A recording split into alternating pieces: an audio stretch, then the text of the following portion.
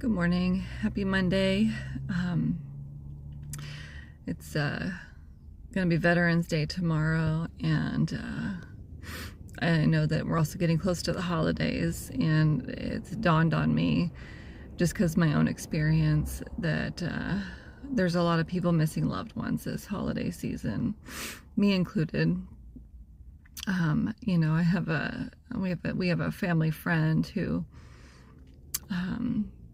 is missing a father, a son, and I'm missing my dad, and I have a friend who's missing her sister. We have another family friend who's missing her son. I mean, there's just a lot of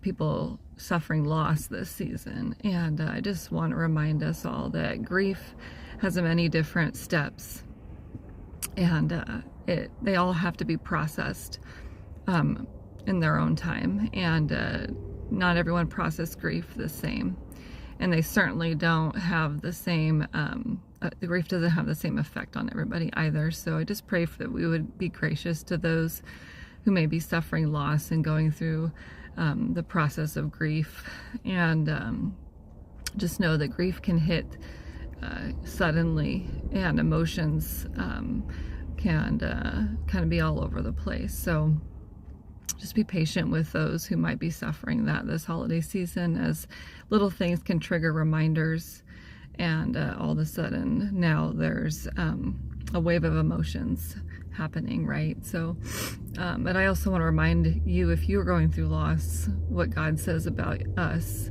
and Him and eternity. Those who are close to the Lord, will live forever in heaven, right? We can bank on that promise for those who love Jesus, and God is near the brokenhearted. And Psalm 139, I just read through yesterday. Basically, in a nutshell, says that God knows our past, our present, and our future.